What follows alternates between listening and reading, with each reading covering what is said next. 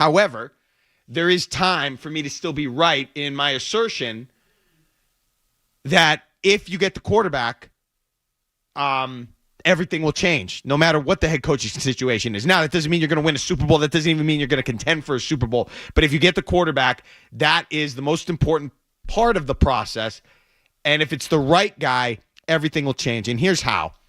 Okay, and obviously we're still coming out of Tom Brady. The Patriots are still trying to replace Tom Brady. Okay, but it's deeper than that. And I just haven't heard a lot of people discuss this. And I think it has to be discussed. I think it must be discussed. Okay? The Patriots aren't just trying to replace what Tom Brady did between the lines.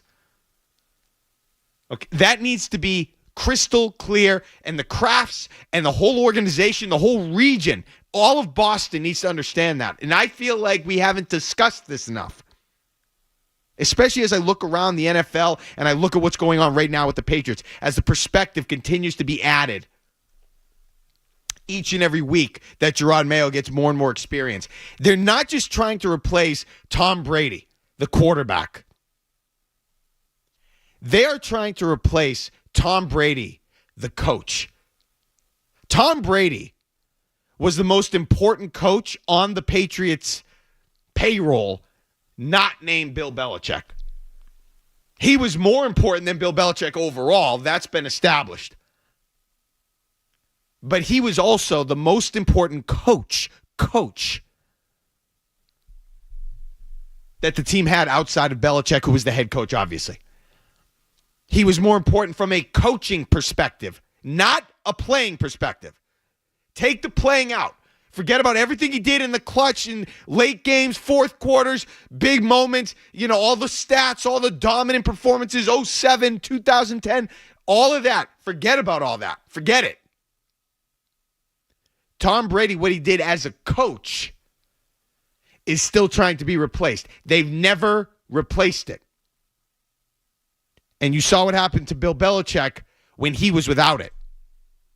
I've never heard anybody talk about this at length, if at all. Now, maybe I just missed it.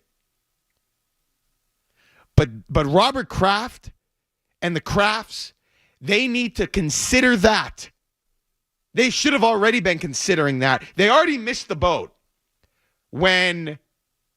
I'll forever think that the Crafts, and a lot of people, not me necessarily, I was even surprised, but not as much as other people, and I'm on the record, pre-pandemic, BC, before COVID. Tom Brady, it was more Tom Brady than Bill Belichick. But this is what everybody misjudged.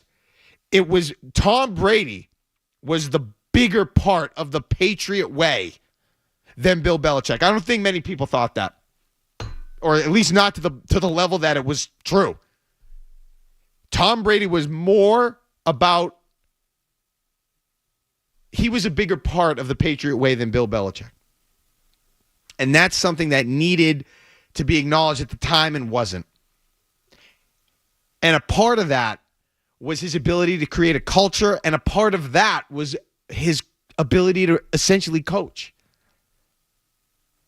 Holding guys accountable, practice performance, demanding excellence, work ethic, study habits.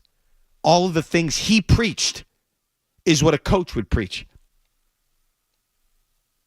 Now, the reason he was able to, execute some of that philosophy was because he was so good on the field, but it didn't matter. He sat in as one of the coaches on that staff, a coach they still haven't replaced. That needs to be considered during every decision that they make at one Patriot place, the Crafts in particular. It goes beyond just leadership. Yes, he was the ultimate leader. Yes, the leader. It goes beyond leadership. He was a coach.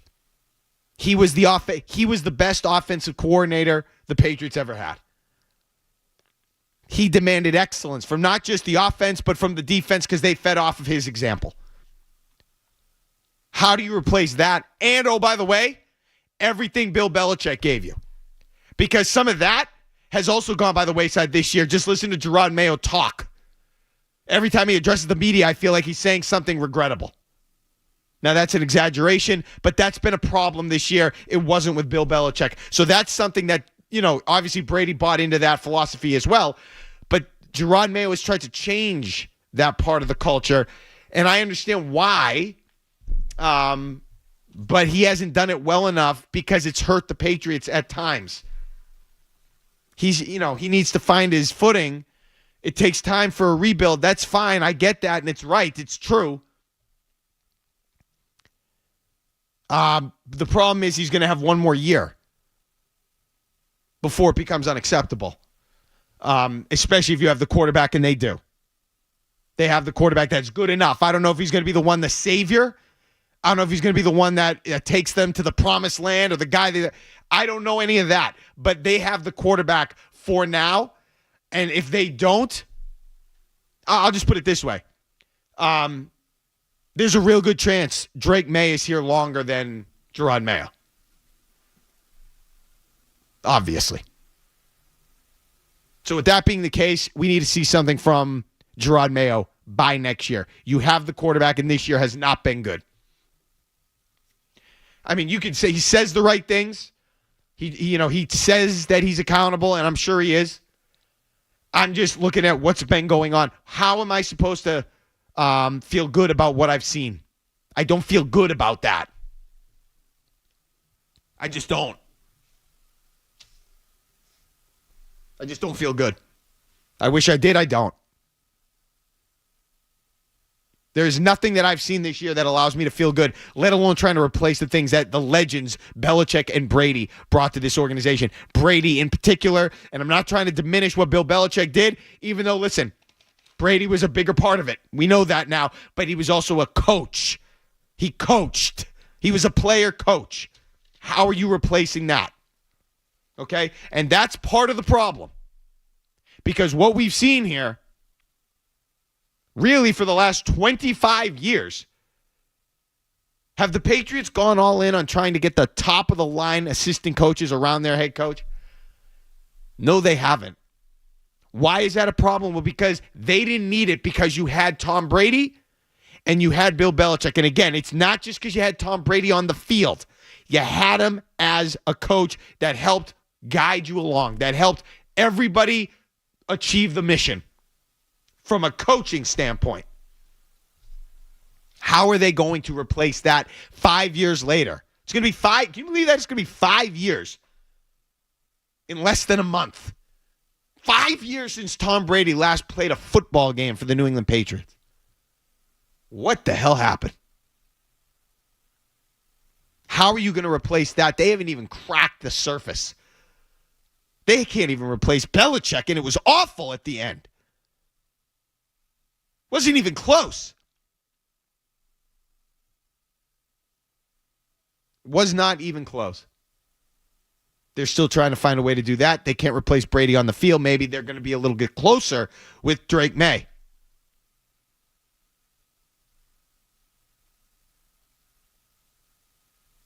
There's another advantage Bill Belichick had that Gerard Mayo to this point doesn't have and most likely won't have. Because it was a 1 in a million. It was finding a 52 mantle at a yard sale. And when we get back, we'll go into that, and I'll explain exactly what that was. But this just makes it harder for Mayo, and it's what made Belichick able to do what he did, despite the fact that he had the help of Tom Brady. I'm going to explain what that is when we get back. I'm Mark Dondero here on the Joe Murray Show, in for Joe, 98.5 The Sports Hub. More Joe Murray coming up on the Sports Hub.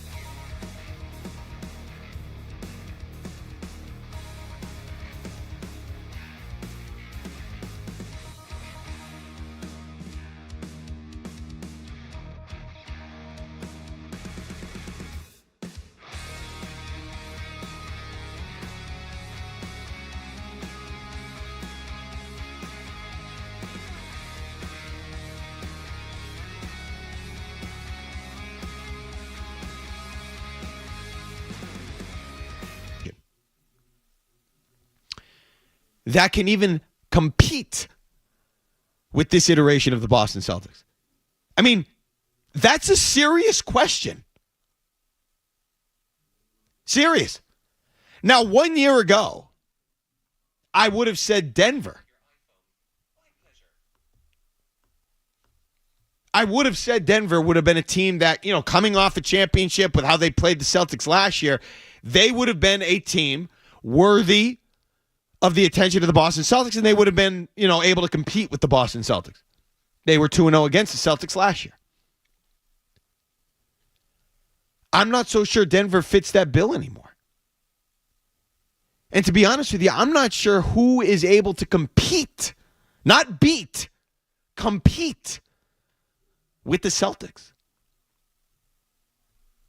Now, maybe I'm just blinded by some of the basketball that we've seen, dating back to last spring. But I legitimately don't know. I mean, on paper, Chris Middleton, it's nice that he's back. What's his over-under on points tonight? I might have to just pound the under on that because the guy, how are you not rusty or something? 2 ankle surgeries, older body, coming back, road game in Boston. I'm going to look that up right now. I just, based on what the Bucks have been and Doc Rivers, with respect, I'm not sure I can qualify or quantify them as an actual threat to the Boston Celtics. I don't know if I can do it. Is he even on the board? Yeah, he is. Chris Middleton over or under 8.5 points.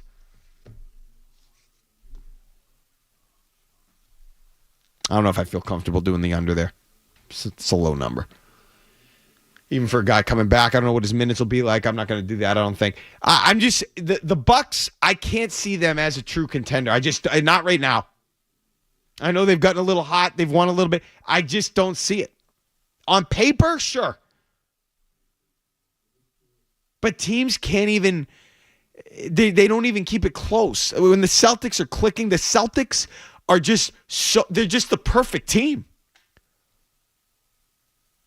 I mean, they literally, and I don't know if this has been asked to Brad Stevens. I'm giving him the benefit of the doubt because I appreciate his work so much. But it's like, to me, it's almost like they identified their weakness as we aren't as good in close games as we need to be or as we should be with this roster that we have. So what are we going to do? Like all good teams, we're going to address that weakness by just never playing close games, by never having to play in close games because our roster and our chemistry and our coaching and our execution is so good, so high level, we're never going to be in close games. Now, when they are in close games, sometimes they still look like the team that used to worry me. Sometimes. We saw it the other night with Cleveland, the Cavs, and when Donovan Mitchell was going off on Sunday night. It can still happen. But by and large, I can't think of another team in the National Basketball Association that's going to be able to keep it close enough to beat this team 4 times in a playoff series. With all the weapons they have, with the threes that they take, how often are they all going to be so cold that you're going to be able to keep it even close in a play? Like, what team is going to do that? Yeah, Cleveland beat them the other. They didn't have Derek White or Jaylen Brown. I can't see it. And maybe I'm prisoner of this moment. It's been a long moment, a lot of moments. But it just feels like they're that good. Yet here we are just, plodding along. Like, this is an all-time great team. All-time great team.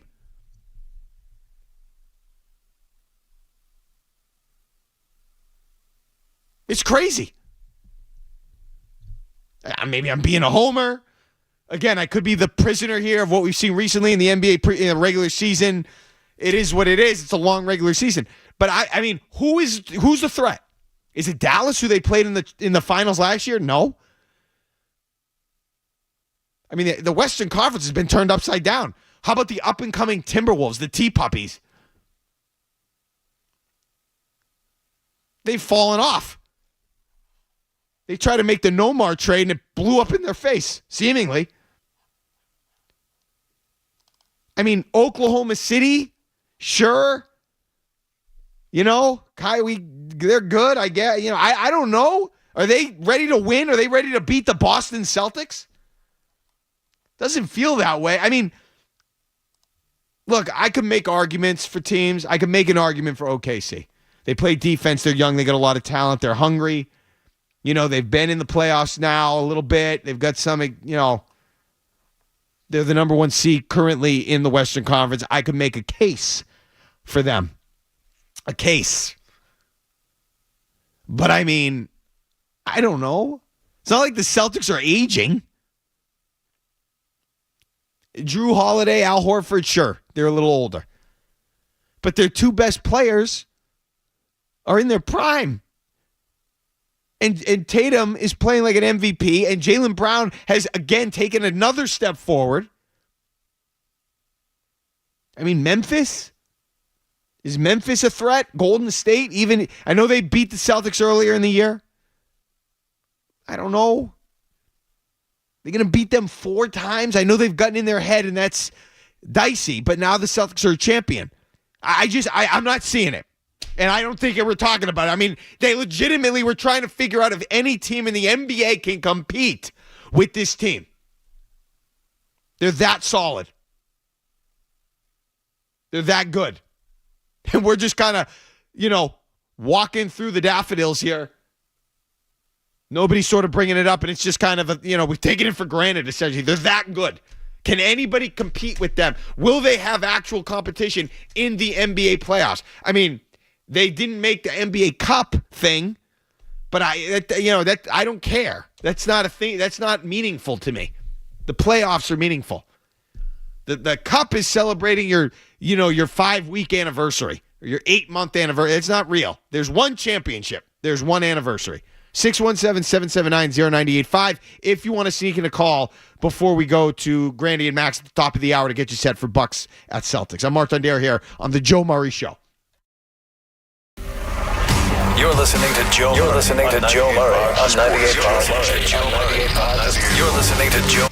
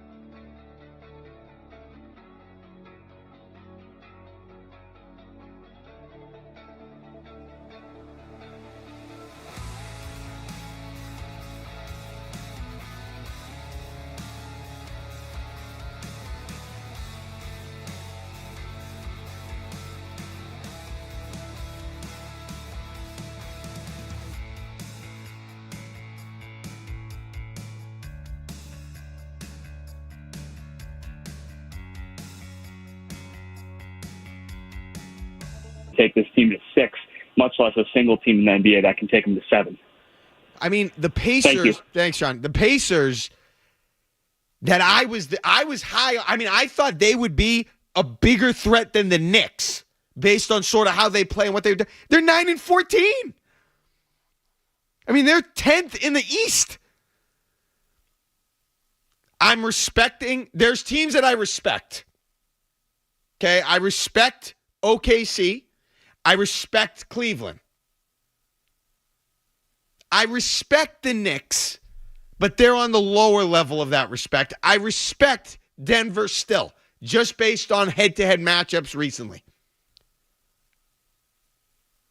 And I'm gonna throw one more team on that list of respect, and that's the Golden State Warriors, just because they have